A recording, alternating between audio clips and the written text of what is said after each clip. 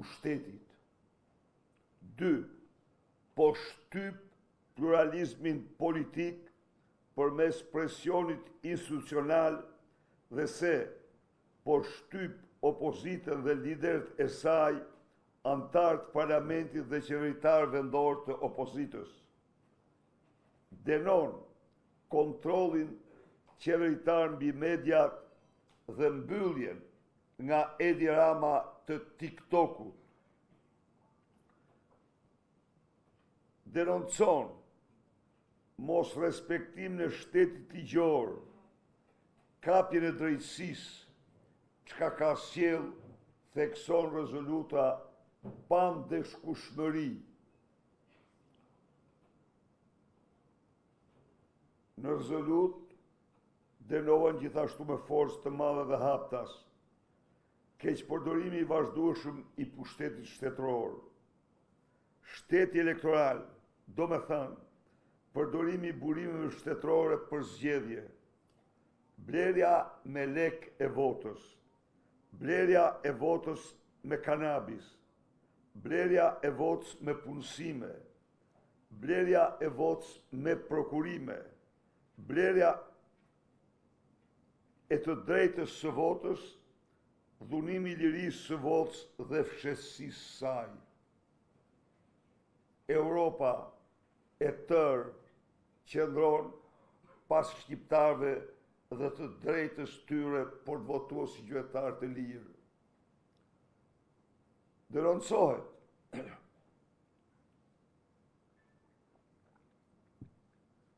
censurimi i opozitës.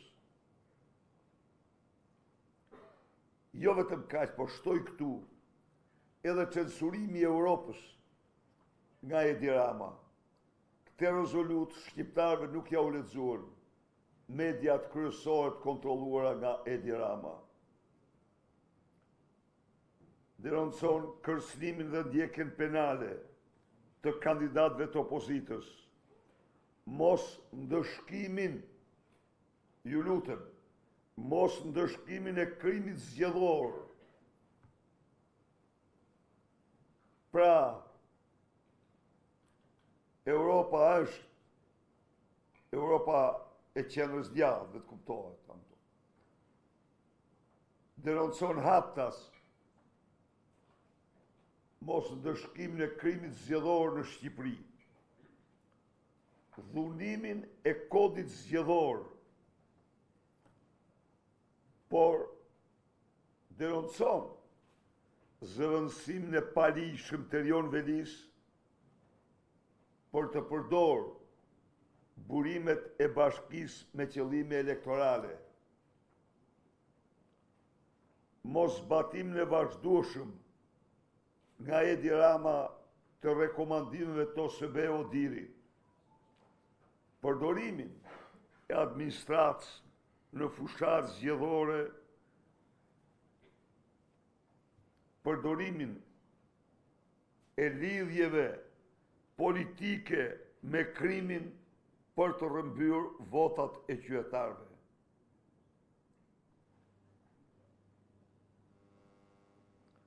Emërimet politike në organet e zbatimit ligjit dhe në drejtësi, që janë të zakonshme në Shqipëri. Partia Popullore Europiane në rezolutën e votuar, numër 4 të votuar me emergjencë dje, bën thirrje për veprim Bashkimit Evropian, OSBE-s, Këshillit të Europës dhe institucioneve tjera ndërkombëtare demokratike që të kërkojnë nga autoritetet shqiptare të ndalojnë çdo lloj keqpërdorimi të pushtetit shtetëror, blerjen e votës, intimidimin e votuesve dhe manipulimin zgjedhor. Kërkon zyra e prokurorisë duhet të hetojë në mënyrë të plotë dhe në kohë para zgjedhjeve të gjitha akuzat që lidhen me krime zgjedhore dhe të sjell autorët para drejtësisë. Pra, ju kuptoni vetë, Edi Rama në ulzi manjën e tjere në radhë. Të sigurojnë qasjet barabartë në media për të gjithë aktorët politik dhe të ruajnë mbikëqyrjen e pavarur zgjedhore. Partia Popullore Europiane gjithashtu bën thirrje institucioneve europiane, OSBE, ODIHR-it dhe Këshillit të Europës, të dërgojnë vëzhgues të tjerë afatgjatë në bashkitë në rrezik të lartë.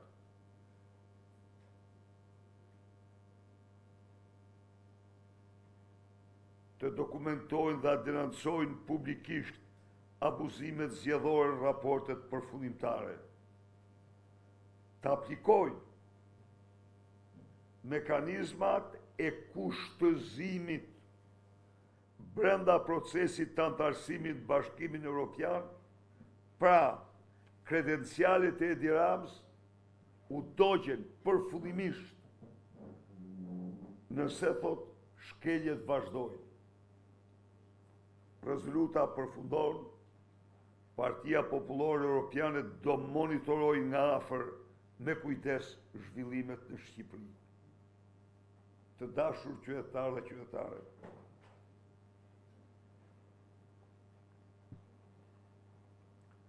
kjo rezolut e votuar dje nga CDU, Partia e Kancelarit Merz dhe 82 parti të tjera antarët Partisë Popullore Europiane vjen si diamanti në kuror të 3 rezolutave të tjera dhe Shqipëria bëhet vend i vetëm që në harkun kohor 6 mujor komuniteti ndërkombëtar lëshon 4 rezoluta për ndëshkimin e Edi Ramës. Pra, si të shifni, Edi Rama është delja e zezë e Europës, raport me zgjedhjet dhe drogën. De facto, Edi Rama është sot delja e zezë e Europës. Ai, si që është i quajti këto broshkulla, por këto janë të vërteta, të cilat në mënyrë absolute nuk do i ka përdi asnjë shqiptar dhe asnjë europian. Pra, ky është Edi Rama 8 ditë para zgjedhjeve. I nxirr siç është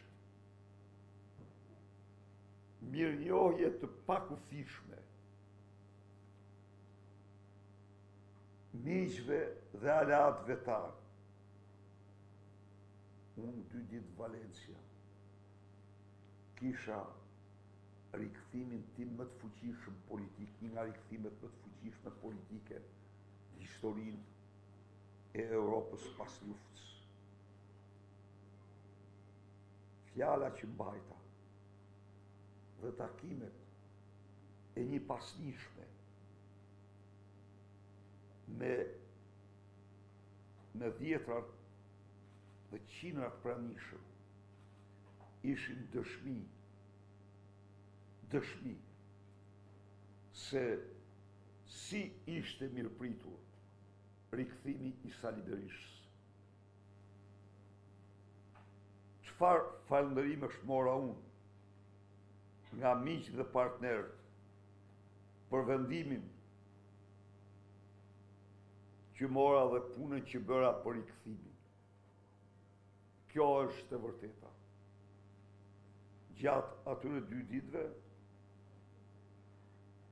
pat rastet të takon dhe të përshëndeten me shumë drejtues udhëheqës të forcave politike të pranishëm, ndër të cilët të përshëndeten dhe me kancelarin Merz dhe kryeministra, komisioner, drejtues partish politike. Kthehem pra me energji të shumë fishuara në këto ditë fushate në të cilat shqiptarët po shkojnë drejt një fitorie, të themi plebiscitar është pak.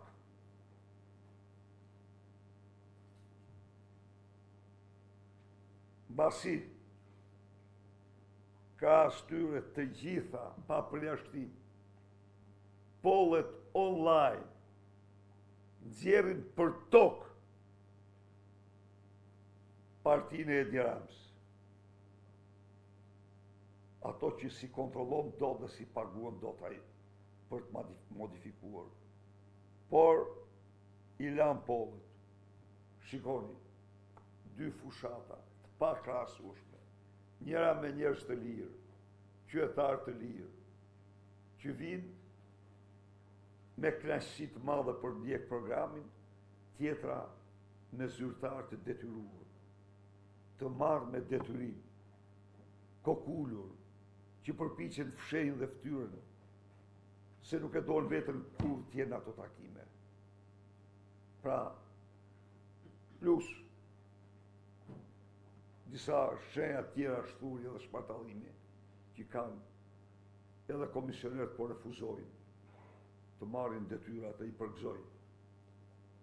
Nuk mund të rria pa dalë para jush në mënyrë të jashtëzakonshme, se të nuk është koha e konferencave, kjo zakonisht i bëjnë në drek, po me ndovas me qenë se pash që nuk kjo mbështetje e pa precedent që shqiptarët kanë marrë për votë e lirë, duhet të shkojnë në çdo votër shqiptare, në çdo zemër.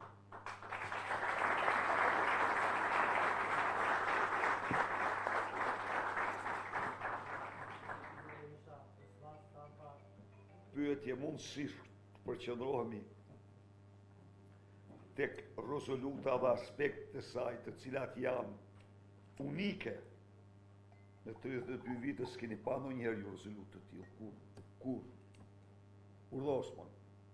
Në fakt keni pasur mjaft denoncime si nga kandidatët tuaj, por edhe nga ju se keni organizuar dhe duke punuar për kandidatë të saktuar të Partisë Socialiste në këto zgjedhje, apo edhe përfshirje të institucioneve shtetërore, administratës, drejtorëve të caktuar në zgjedhjet aktuale.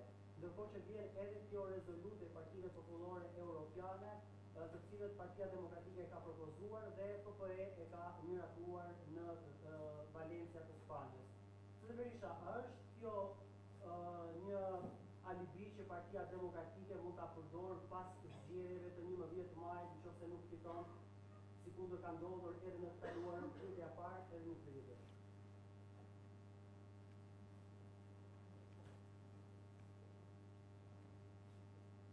Osman,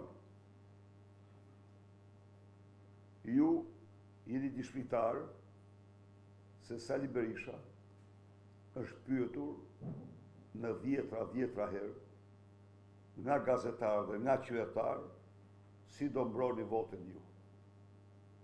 Është kështu dhe unë e kam quajtur të drejtë pyetjen. Dhe kam bërë çdo përpjekje që të mbroj votën dhe vazhdoj të bëj çdo përpjekje për të mbrojtur votën. Pra, e tëra kjo që bëj dhe që është arritur dhe që po të zërutit që kam të një gjatë, që ditë është po. Dhe që është një farë mënyre një mrekulli e kohës është bërë me qëllimin absolut për t'i dalë zot votës së shqiptarëve.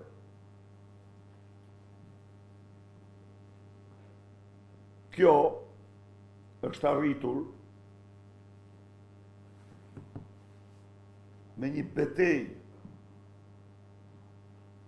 shumë të fuqishme në të cilën Edi Rama ka bërë gjithçka që kur të mos të ndodhi. Lexoj unë këtu mesazhin e tij që ka shpërnda tek europarlamentarët para 4 muajsh për rezolutën që miratoi EPP në Maltë, ju do të çuditi. Se si ky sillej në mesazh si kujdestari i opozitës. E kuptoni padrinon, mirë po aty ai e demaskoi aq keq vetën sa ai mesazh u bë famoz në Parlamentin Evropian. U bë famoz. Dhe përveç 4 rezolutave, që është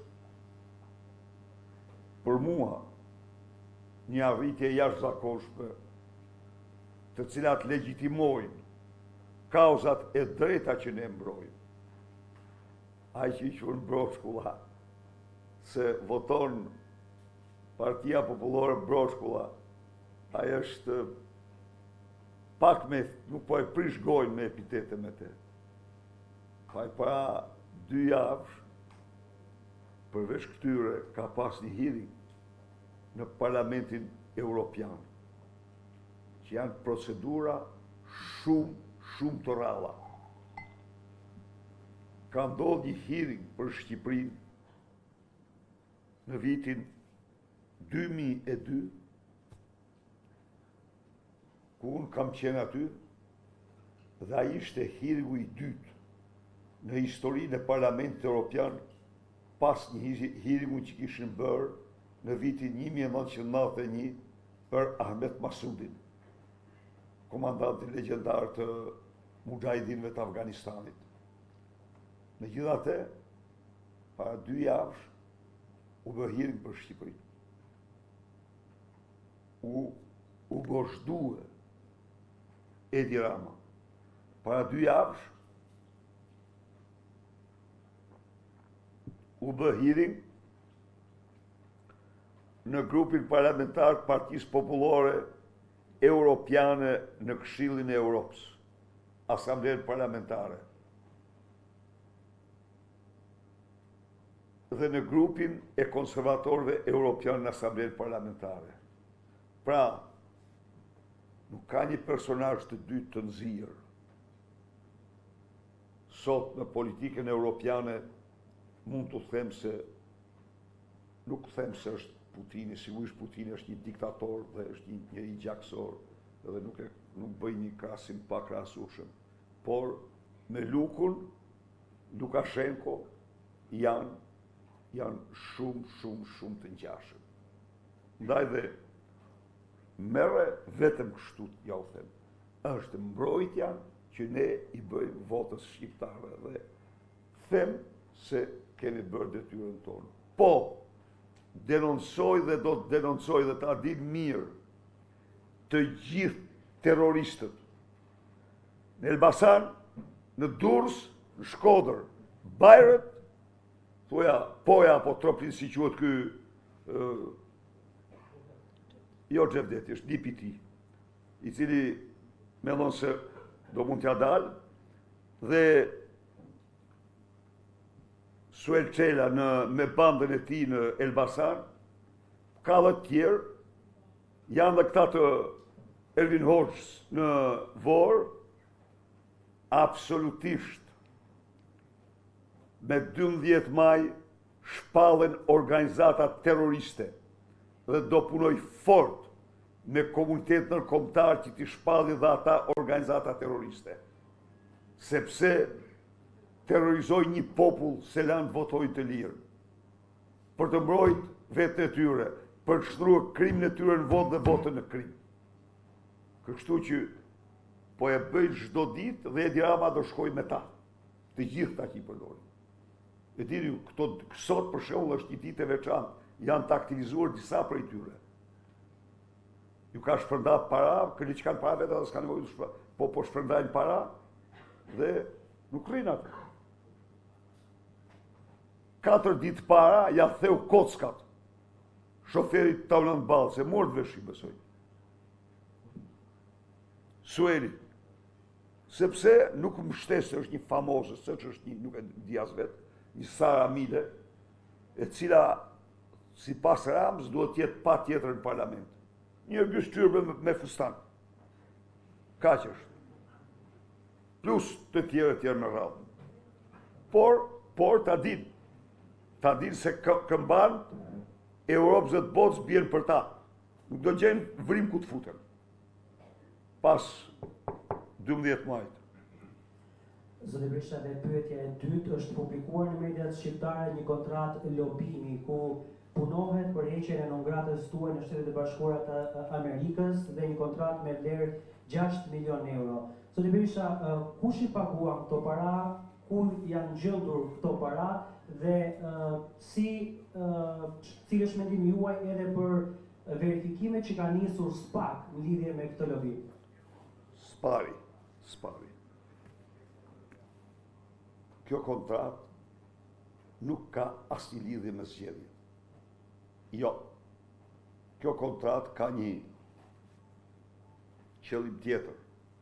Marrëdhëniet e Shqipërisë me Shtetet e Bashkuara të Amerikës, paraqitjen e realitetit shqiptar me të gjithë problematikat e mëdha të tij para administratës Shteteve të Bashkuara. Nuk do ndodhe, nuk mund ndodhë më që pa u mbyll kutia e fundit Edi Rama uroj për fitore. Jo pa numëru, pa u mbyll kutia. Së dyti, ne besojmë se bashkëpunimi i Edi Ramës me bandat dhe krimin është rrezik jo vetëm për Shqipërinë, rajonin e Europës, por dhe për Shtetet e Bashkuara. Së treti, ne besojmë se çështja me Gonigal është me një varr i hapur dhe duhet mbyllet. Së katërti, pa diskutim që përparësi për ne janë marrëdhëniet me Shtetet e Bashkuara në gjitha aspektet. Dhe ne nuk mund të mohojmë se u hudh shumë bardh mbi partinë më proatlantiste, mbi partinë demokratike dhe përpjekjet e saj. Ndaj dhe ne kemi marrë një avokat ndër më të shquarit të asaj toke, i cili ka për detyrë pikërisht avokatinë e kauzave të drejta të Partisë Demokratike pranë administratës presidentit Trump. Dakor kjo? 2. Nuk ka të bëjë me zgjedhjet. Kjo fare. Ka një nem 21 i ligjit partive politike.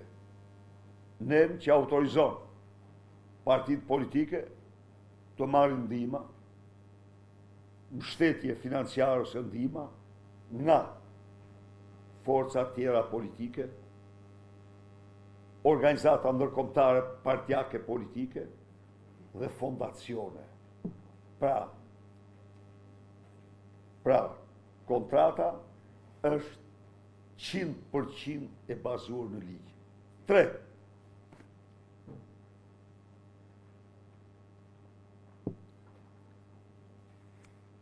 Pra, sigurisht se populli opozitar nuk është një popull jetim. Edi Rama do të marrë të gjithë përgjigjet që meriton për ato që i ka bërë Shqipërisë. Në luftën e tij për një Shqipëri pa opozitë.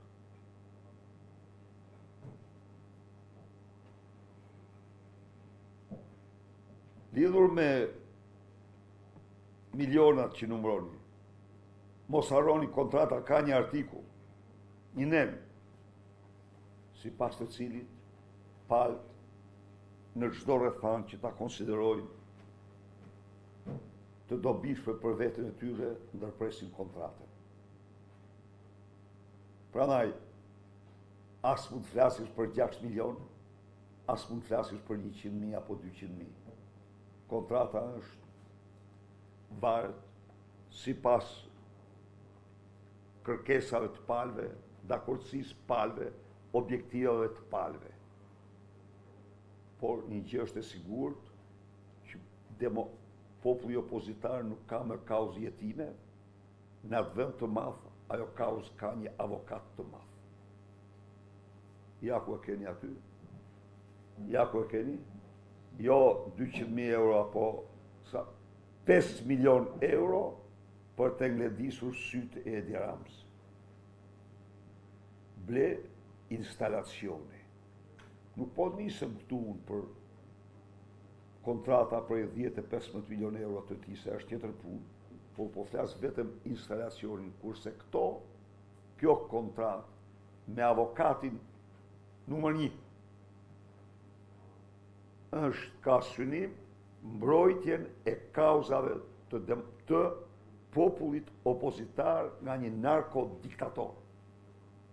Është narkodiktator Edi Rama.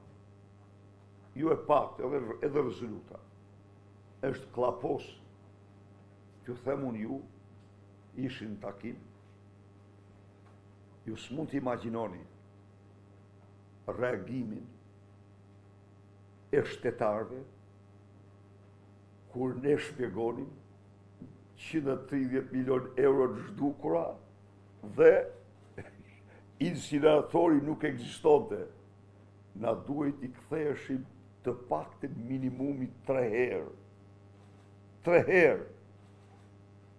Që u shpjegonim se si dhe pse. Sepse firma ishte e Edi Ramës. Kur ja u shpjegonim vrapin e tij me gërshër të thyera, e pinca me një krah, e tjerë e tjerë. Pra, kohrat i ka të numëruara. 11 maj fton çdo shqiptar t'i përgjigjet thirrjes tij të brendshme, t'i përgjigjet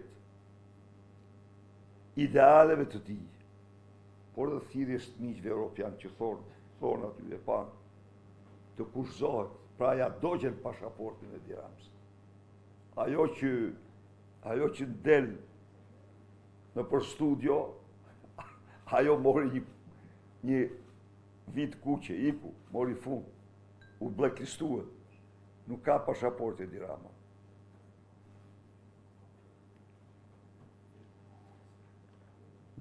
Zoti Berisha ndonë kjellë nga të News. Për përmlet dy pyetje një, po për kontratën e lobby. Unë thash se po thua, po për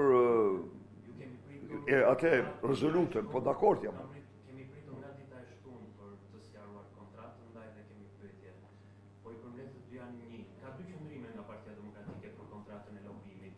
Selia Blufi u mirë nxitoi të theksoj se kontrata është një dhuratë nga një fondacion shqiptaro-amerikan, ndërsa vetë ju theksuat se Partia Demokratike e ka marrë vetë avokatin. Kush është deklarata? Kush?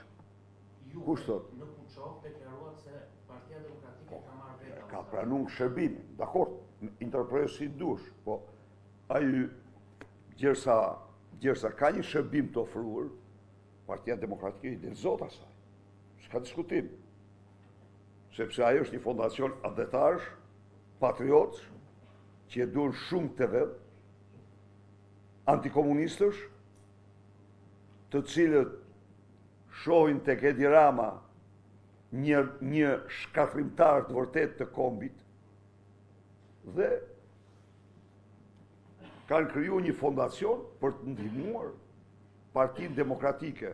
Po ata atë kontratë nuk kanë shkruajtur, nuk kanë firmos për vetën e tyre. Domethënë për të ndihmuar ata vetën. Për të ndihmuar ata aq sa çdo shqiptar është fjala.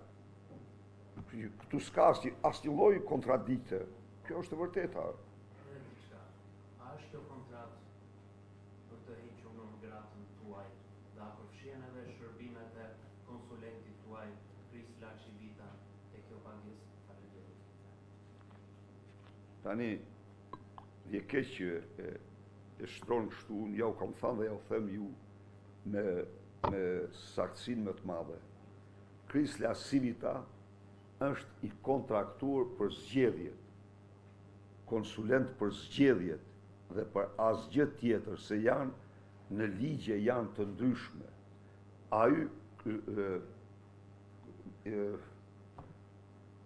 Continental është i kontraktuar avokati të kauzave të drejta të Partisë Demokratike, kurse Krisla Silita është kontraktuar këshilltar elektoral i Partisë Demokratike. Nuk lejohet që të bëjnë aktivitete që nuk parashikohen në kontratë dhe janë kjo kontratë, kjo është e afishuar në entin federativ amerikane, kanë të gjitha aty, s'ka asgjë sekret aty. Asnjë gjë, lexojeni dhe shikoni çfarë thotë. Është shumë transparente, nuk është historia e McGonigalit këtu, që i jepën parat në garazh. E kuptove ti, në garazh. Nuk është historia e Bilalit, që martohet me Bilalin se duhet ishte çift. Duhet ishte çift.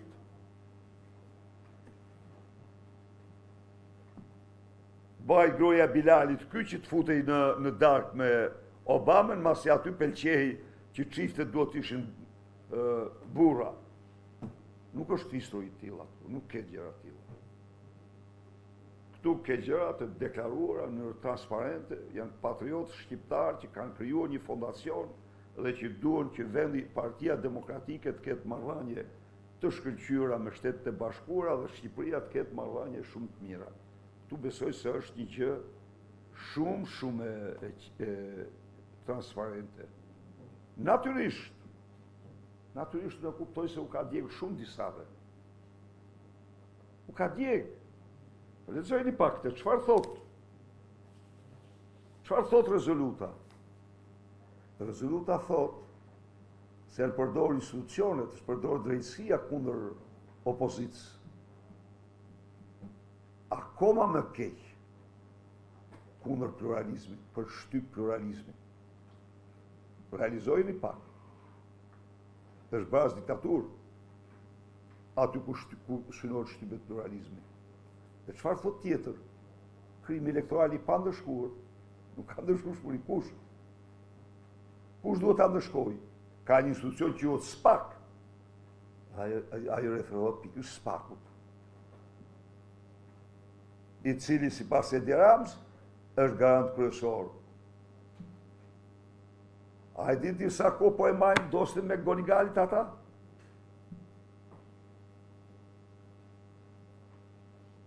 Është e tëra, është kryerputi kontrolluar nga po të mos mbanin dosjen, Edi Rama do ishte një shkullin Rikër. Nuk do ishte këtu. Do ishte një shkullin Rikër. E di që është një shkullin Rikër? Ka një burg të famshëm, me një histori nga më dramatiket. Atje ka vëmi. Aty është dhe me McGonigalit tani po vuan denimin. Zoti Berisha, ne si bëra me Mersine. Ajo që nuk sqaroni ju dhe nuk sqarohet kontratës, a lobohet dhe përheqjen e programit tuaj në shërbam me këtë kontratë lobimi? Kontrata është publikuar plotësisht. Është publikuar. Kontrata është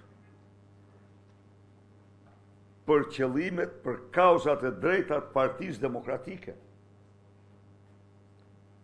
Pra, në tërësi për marrëdhëniet midis Shqipërisë dhe Partisë Demokratike, Shqipërisë dhe Shteteve të Bashkuara të Amerikës. Mbasi, në fakt kjo kontratë nuk është vetëm për Partinë Demokratike, për çdo shqiptar. Se siguroj që McGonigali Ramën e merr me veti. Nuk ka. Do e marrë, është i njohur. Rama kudo që shkon, është kryeministri që ka dharë shfet 250.000 euro për të korruptuar opozitën. Pra nuk ka është e ka fajin kurriz Rama. Rama është njëri që u thon me thesin e fajit të kurriz. Dhe pyetja e dytë. Kur ju e mbroni këtë kontratë, thoni se është në të mirë të gjithë shqiptarëve. Kur do? kur ju tashmë deklaroni se kjo kontratë është në të mirë të shqiptarëve dhe jo vetëm demokratëve, përse keni dhënë një urdhër të gjithë demokratëve që të mos ketë asnjë debat publik? Përse jeni fiksuar debatin për këtë kontratë? Kontrata?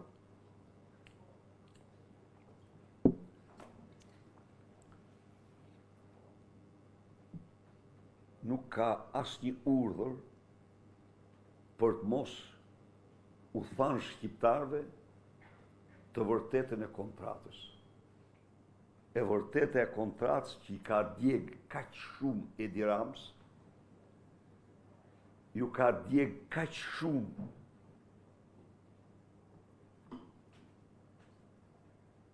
altoparlantëve të tij të paguar nga mjezi drejt darkë, nga Edi Rama dhe mediat, ju ka djeg kaq shumë zyrtarëve të krimit, ju ka djeg kaq shumë, unë përkundrazi, do doja që këto të përsëriteshin, por përpjekja për të zënë hapësirën mediatike të programit për qytetar shqiptar, kjo nuk më pëlqen. Ju e keni pa vetë, unë kam 4 muaj që dalë para jush vetëm me program. Për program, sepse ajo është detyra. Kurse Edi Rama nuk ka program, del me përpjekjen pikërisht për të mbytur hapësirën mediatike me gjëra, me banalitete dhe me gjëra që s'kan asnjë lloj lidhje me qytetarin. Zoti Berisha, Artit Hoxha nga Euronews, për ta vijuar pak pyetjen e fundit të kolegut. Nëse do të marrim të mirëqen 100% të vërtet atë që ju thoni për kontratën. Jo, s'mund t'i marrim ndryshe, se ashtu janë. Patjetër, nuk e vëmë në diskutim. Po. Pse nga Partia Demokratike nuk pati një publikim të kësaj kontrate në momentin e firmosjes? Pra, kontrata është firmosur në datën 4 prill dhe u prit që të bëhej publikimi tek Fara në Shtetet Bashkuara të Amerikës dhe më pas të merrej nga mediat shqiptare, që ky diskutim ne të ishim sot sepse nuk ishte një kontratë e Partisë Demokratike. Vetëm ta përfundoj. Po. Ju vetë deklaruat që është një lloj kontrate që Partia Demokratike përmes fondacionit Amerike lidh me një avokat të zotit Trump. Për të bërë krahasimin e këtij raporti që juve lidhni këtë herë me avokatin e zotit Trump dhe që keni lidhur më herët me zotin Gasipita, një tjetër bashkëpunëtor i zotit Trump, pra në rastin e zotit Gasipita ju dorët një konferencë për mediat dhe publikuat, ndërsa në këtë rast u mbaj disi e fshet. Pse kjo zgjedhje? Bravo, shumë e drejtë pyetja, sepse nuk ishte Partia Demokratike, ishte fondacioni. Ka firmosur zoti Noka. Çfarë ka firmosur? Pranon shërbimin ka firmosur zoti Noka. Pranon shërbimin, po jo palë kontraktuese. Në rastin me zotin Krista Sivita, ne jemi palë kontraktuese si PD. Në rastin tjetër, palë kontraktuese është fondacioni i patriotëve dhe demokratëve shqiptar. Ne nuk mund t'i zëvendësojmë ata. Ja, pa nuk mund t'i zëvendësojmë ata, kjo është shumë e thjeshtë, më thonë. Ne nuk mohojmë që ne kemi pranuar dhe kemi firmosur, pranojmë shërbimin, por nuk jemi ne palë kontraktuese. Besoj se është e qartë. Kam edhe një kënd të dytë të po të njëjtës çështje. Urdhë, patjetër. Ka një kritik të ndryshëm në media gjatë ditëve të fundit pas publikimit të kësaj kontrate, kanë nxjerrë një lloj kërcitje të fushatës së Partisë Demokratike, që nga njëra anë tenton që t'i afrohet shtresës së varfër, duke bërë pjesë të saj, pjesë shumë të rëndësishme në fakt paketën e dëmshurisë, dhe nga ana tjetër, po Partia Demokratike ka kapacitete financiare për të lopur me shumra që shkojnë deri në $6 milion. Këtu s'është e vërtet, Partia Demokratike nuk ka dhënë asnjë qindar. Është një fondacion që jep para. Apo jo? Por një gjë, edhe sikur Partia Demokratike të kishte dhënë nga arka e vet, për kauzën që është kjo kontratë, ja vlen 100 herë. Sepse, marrëm te, qa ndodhë? Edi Rama zhduk djegësin e Tiranës. Një vjell 130 milion euro. Dhe vazhdo një lloj të thuat se është udhëheqës i shqur. Kush e pagohu? Kujtja këndenoj me vjedhje 130 milion euro. Mos dënoj pasanikt, asnjërin prej tyre. Të varfrit i dënoj.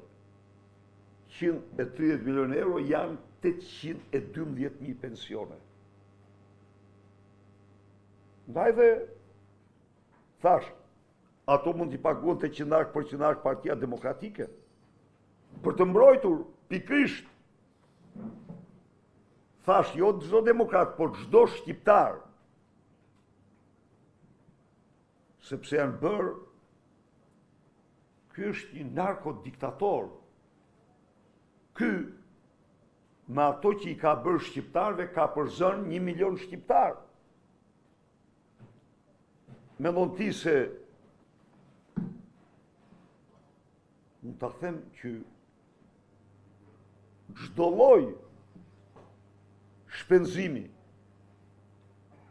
për të bërë transparencën, për të bërë anatomin e një narkodiktatori, është e vlefshme për çdo qytetar shqiptar.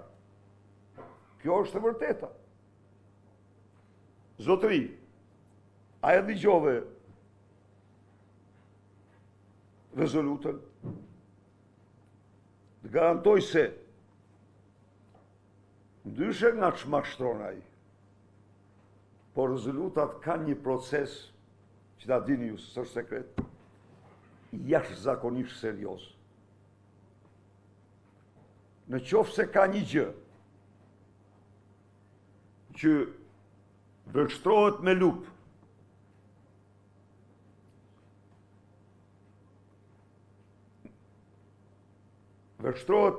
para se të votohet është rezoluta. Jo para se të votohet në seancë plenare, po edhe para se të votohet në komitetin e rezolutave. Ka një komitet për rezolutat. Rezolutat janë gjëja më serioze e organizatave ndërkombëtare. Para se të vinë në seancë, ato kalojnë komitetin e rezolutave. Para se të shkojnë komitetin e rezolutave, ata kalojnë në sektor pas sektori për të provuar. Nuk voton kush gjëra të cilat nuk qëndrojnë. Nuk voton kush. Ndaj dhe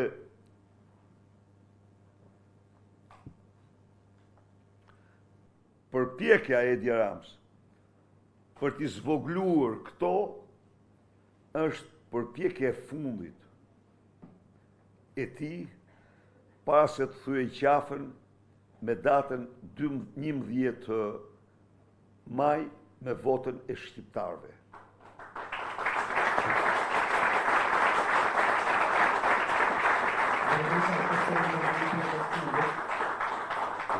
Që se mund të nisja të fundit në raport me kontratën e lobimit. Për hir të transparencës, zoti Berisha, duke qenë se publikimi i këtij lajmi realisht është bërë, siç ju e thatë, çështje diskutimi në mediat shqiptare. A do ishit ju i gatshëm për të publikuar emrat e atyre personave të cilët kanë kontribuar te ky fondacion, që ju tha deri tani Partia Demokratike nuk ka paguar gjë, dhe në emër të Partisë Demokratike ky fondacion, por mund të paguajnë sa kohë kontrata është e firmosur dhe ka vlerën $6 milion. Dhe ju e thoni që nuk ka lidhje me zgjedhjet. Ndërkohë që kjo kontratë lobimit, pak në ajo që është publikuar, është firmosur në emër të koalicionit PD-ASHM. Pra që lidhet me... Sepse kauzat e opozitës së vërtet janë të njëjta. PD dhe ASHM kanë të njëjtat kauza. Kjo është e tëra, Osman. Do me thënë, ky koalicion është dakord se Shqipëria është një narkoshtet, se Edi Rama është një narkodiktator, se Edi Rama ka dhënë në kontrol të plot drejtësinë, a i pe t'i shkërreguan ata, apo jo? A i pe? Sigurisht. Do ketë transparencë dhe gjëra. Ja çfarë thot? Leta lamte. Çfarë thot Partia Popullore Europiane? Thot për impunitetin. Sepse dosjet 134 e 339 janë gur, janë tabel turpin qafën e tyre që i mbajnë. Shkruhet turp për ata që i mbajnë. Kështu që gjërat po konfluojnë njëra me tjetër në të dy anë të Atlantikut. Po ka një sintoni. Tani, Partia Demokratike nuk është këtu edhe njerë. Çdo njeri që njeh ligjin amerikan dhe e din që kontrata publikohet në fara, atë në çdo njeri e shkarkon. Nuk ka gjë për të fshehur këtu fare. Po kontrata është midis avokatit të famshëm dhe fondacionit Make Albania Great Again. Marsi Koreshi nga Syri Televizion. Thatë pak më herët disa herë çështjen se si po zvariten hekime për dosjen me Goniga, ndërkohë që një ditë më parë thatë në takimin tuaj se keni ngritur këtë çështje edhe në takimet që keni pasur me liderët europian gjatë kongresit të Partive Popullore Europiane. A ishin ata të informuar lidhur me këtë çështje dhe cili ka qenë qëndrimi i tyre? Faleminderit. Tani, me sa kuptova unë nga bisedat, për me Gorigalin e dinin të gjithë. Thëmë vërtetën. E dinin. Për djegësin e Tiranës, duhet ta shpjegojë 3 herë. Atet me Gorigalin, se me qenë se ajo ishte edhe lajme ndërkombëtare disa herë, atë nuk kishte njëri që pyeste për ta sqaruar më tutje, e dinin. Dhe do më thonë çka do thotë që Edi Rama udhton me thesin e $225.000 që i ka dhënë me Gorigalit. Nuk pash ndonjë që nuk e dinte, nuk gjeta ndonjë që nuk e dinte, edhe mos e di, s'mund të them. Kurse aty që ishte, domethënë, shumë e veçantë, ishte djegësi. Po djegësi, pas ja u shpjegon, po djegësi nuk ekziston. Si? Nuk ekziston. Kjo ishte... I duke e pabesueshme ta. U dukej gjëja më e pabesueshme. U dukej gjëja më e pabesueshme. Pastaj dhe që kur i jepim ne aspekte tjera, domethënë ishte me të vërtetë gjë shumë e... Zoti Berisha dhe një pyetje të fundit, një sqarim sa i takon neni 21 të partive politike. Po. Me këtë kontratë, Partia Demokratike a pranon ndihmë financiare apo është ndihmë në forma të tjera? Pasi në bazën e 21 thuhet ndalë ndihma financiare dhe materiale nga qeveri apo ente publike ose private të huaja, si dhe nga ente vendase publike ose me pjesëmarrje të kapitalit shtetëror. Dhe kjo Pika 2. Pika 2 thot, lejohen dhuratat dhe ndihmat që vijnë nga parti ose bashkime ndërkombëtare partish, nga organizata e fondacione. Ndihma dhe dhurata, jo ndihma financiare. Ndihma është përfshirëse. S'ka transakcion. Përfshirëse. Fondacione. Nuk janë ndihmë financiare? Urdhë? $6 milion nuk quhen ndihmë financiare për Partinë Demokratike për t'i dhënë konsulent në SBA? Po, nuk vijnë nga sektor publik.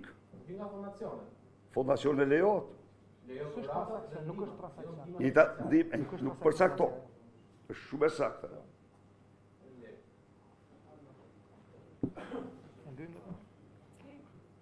Faleminderit. Faleminderit shumë.